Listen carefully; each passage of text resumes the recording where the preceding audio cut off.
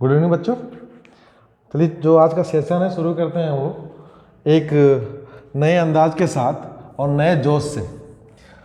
जो हम लोग तैयारी कर रहे हैं RESST राइजर एजुकेशनल सोशल सेवा ट्रस्ट का, आज हम लोग क्लास नंबर 3 शुरू करेंगे। क्लास नंबर 3 शुरू होगा और ये जो क्लास होगा क्लास 5, 6, 7 के लिए होगा। 8 इसमें थोड़ा बहुत शामिल हो सकता है, लेकिन बेसिक रूप से हम समझें तो क्लास 5, 6, 7, 8 ही इसमें शामिल है। चलिए, तो जो हम लोगों ने जो चैप्टर लिया है वो चैप्टर लिया है मैथ का चैप्टर लिया है, जिसका नाम है फ्रैक्शन, यानी कि हम अपनी भाषा में इसको भिन्न कहेंगे। तो सबसे पहले देख लेते हैं कि फ्रैक्शन क्या है, फ्रैक्शन को पढ़ते कैसे हैं। अगर हम इसको लिखते हैं 2/3, तो जो बीच का ये डंडा है, इस डंडे को हम लोग बट्टा बोलते हैं, और इंग्लिश में हम लोग अपान बोलते हैं। जो ऊपर का हिस्सा है इसको हम लोग नॉमिनेटर बोलते हैं, और जो नीचे का हिस्सा है हम लोग डिनोमिनेटर बोलते हैं। यानी कि अगर हिंदी में हम बात करें तो इसी नॉमिनेटर का हिंदी होता है हर, और डिनोमिनेटर का हिंदी होता है इसका होता है अंश और इसका होता है हर। तो सबसे पहले हम देख लेते हैं कि इसको हल कैसे करते हैं। यानी कि इसमें आपको जोड़ भी मिलेगा, घटाने भी मिलेगा, गुणा भी मिलेगा और भाग भी मिलेगा, और दशमलव भी मिलेगा। इन सभी तरीकों से हम इसको पढ़ेंगे एक एक करके। तो सबसे पहले देख लेते हैं कि कैसे जोड़ को करेंगे।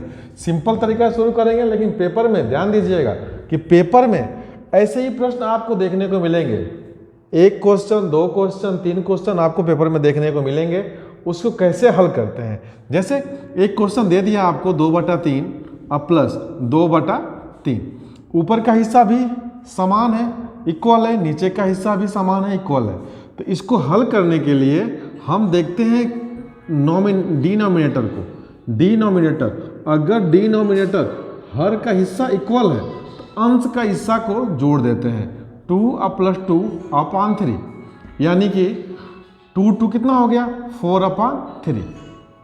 आगे देख लेते हैं हम कि यदि हमारे पास हो गया 2/3 दे दिया दूसरा प्रश्न में, और यहाँ दे दिया 5/3, तो ये भी हम ध्यान रखें कि बस हमको क्या देखना है, डिनोमिनेटर देखना है। अगर डिनोमिनेटर हम देख रहे हैं तो नॉमिनेटर को हम हल कर सकते हैं।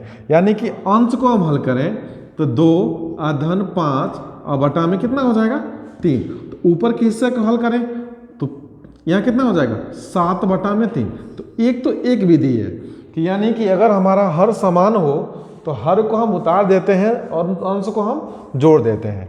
यदि अंश और हर दोनों ये डिफरेंट हो, जैसे कि 2/4 अब प्लस 4/5, तब इसको कैसे हल करेंगे। हम देख रहे हैं कि ऊपर का भी हिस्सा क्या है, डिफरेंट है, नीचे का भी हिस्सा डिफरेंट है। तो इसको हल करने के लिए हम तरीका कहाँ से यूज करेंगे। इसको तो पहले हम, एक तरीका है कि इसका तिर्यक गुणा कर दें, जैसे 2 × 5/4 × 5, ठीक, प्लस अब इस 4 का इस 4 में, तो 4 × 4/5 इसको करते हैं तो 5 × 2 = 10 5 5 = 20, प्लस 4 4 = 16 5 4 = 20। अगर इसको हम हल करें तो देखें कि ये जो है इसका डिनोमिनेटर ये इक्वल हो गया, तो इसको हम दोनों को जोड़ देंगे 26/20। अगर इसको छोटा करना है तो इसको हम क्या करें, कट कर दें, कितना 13/10। ये इसका आंसर हो जाएगा। सिंपल तरीका है इसको हल करने का। तो जिस प्रकार से हम हल कर रहे हैं इसके प्लस को, उसी प्रकार से हम इसके माइनस को भी हल करेंगे। देखते हैं एक क्वेश्चन और कि इसी प्रश्न को 2/4 दे दिया प्लस 4/5 दे दिया। तो एक और विधि है कि इसका हम एलसीएम ले लेते हैं। 4 5 का लेंगे एलसीएम, 20 हो जाएगा। अब 4 का डिवाइड करेंगे किस में, 20 में, तो 4 5 = 20। अब जो 5 आया तो इसमें मल्टीप्लाई कर देंगे, 5 2 = 10, प्लस फिर इसका डिवाइड करेंगे 5 में, तो 5 4 जा 20 और 4 4 जा 16 इजकल टू कितना हो गया, इजकल टू हो गया 26/20। सेम आंसर हम दोनों तरीके से इसको हल कर सकते हैं, वैसे भी हल कर सकते हैं, ऐसे भी हल कर सकते हैं। मेथड फर्स्ट और मेथड सेकंड, हम दोनों तरीके से इसको हल कर सकते हैं।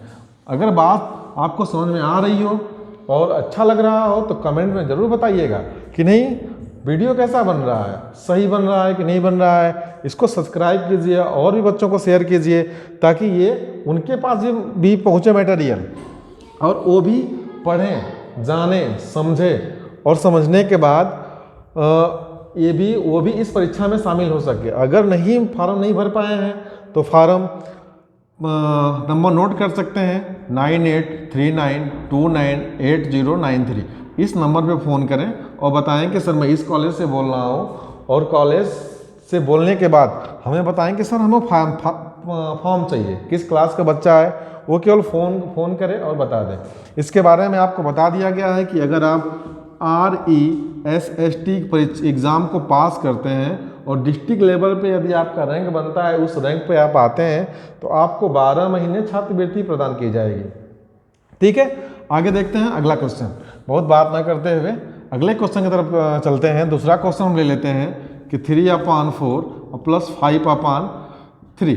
इसको आपको हल करना है और हल करके हमको आंसर बताइए कमेंट में कि इसका आंसर क्या होगा। अगर आप हल कर लेते हैं तो बेटर है, अगर नहीं कर पाते हैं तो कल मैं इस प्रश्न को फिर आपके सामने रखूंगा। ठीक है, चलते हैं सबस्टेशन की तरफ, यानी कि माइनस की तरफ। माइनस कैसे हल करेंगे माइनस को हम, 2/3 दे दिया और माइनस 1/3 दे दिया। फिर हम उसी तरह उसी हिस्से को देखते हैं कि इसका जो हर का हिस्सा है अगर इक्वल हो तो ऊपर अंश के हिस्से को कल माइनस कर देते हैं। 2 - 1/3 कितना हो गया, 1/3। बात समझ में आ गई। फिर देखते हैं कि 4/3 माइनस 2/3, बात वही है, फिर वही काम करेंगे हम। ये हमारा इक्वल हो गया हर, तो अंश को माइनस कर देंगे, 4 - 2/3 यानी कि 2/3। बात समझ में आ गई।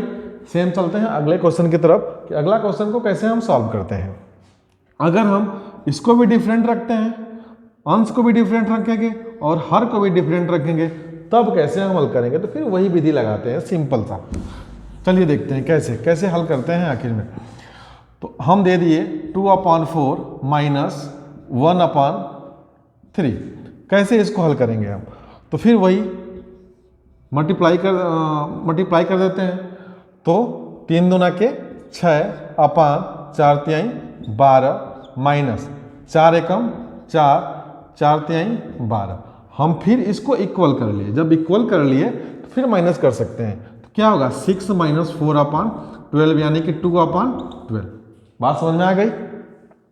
2 1 जा 2, 6 2 जा 12 यानी कि 1/6 इसका आंसर हो सकता है। देखिए आंसर में आपको दोनों मिल सकता है, आंसर में आपको 2/12 मिल सकता है। अगर ये नहीं मिला तो आप घबराइए मत, चेक कर लीजिए कि क्या कट करने के बाद आंसर आ रहा है। अगर कट करने के बाद ये मिला, अगर आपको ये भी ना मिला, ये भी प्रश्न दिया हो ऐसा और आंसर दिया हो 1/6, या आपको दे दिया हो, हम इसमें डिवाइड करते हैं 6 से, 0.016 कितना गया, ये हो गया आपका 4, फिर 0 तो 6 36।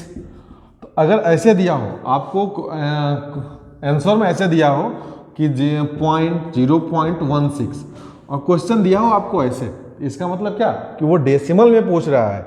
आपको इस रूप में लाकर फिर आप इस वाले पद्धति पे जाएंगे तब आपका आंसर आएगा। इतना ध्यान रखिएगा कि प्रश्न किसी भी तरीके से आपके एग्जाम में पूछ सकता है। आपको बता दिया गया है कि ये जो एग्ज़ाम होगा बाबू, ये एग्ज़ाम आपके OMR सीट पे होगा। बहुत ध्यान दीजिएगा कि OMR सीट पे होगा, और OMR सीट मैं आपको बताऊंगा, कल बता दूंगा, यानी कि टुमारो आपको बता दूंगा हम कि OMR सीट को फिल कैसे करते हैं। OMR सीट में अगर हम गलती कर दिए, हम रोल नंबर में गलती कर दिए, तो हमारा कॉपी चेक नहीं होगी। हो सकता है कि मैंने जो हमको बुकलेट मिलेगा, यानी कि क्वेश्चन पेपर मिलेगा, क्वेश्चन पेपर हमारा मिला B, और न मैंने भर दिया सी, तभी भी आपकी कॉपी चेक नहीं होगी। दूसरी चीज़ कि आपका जो सेंटर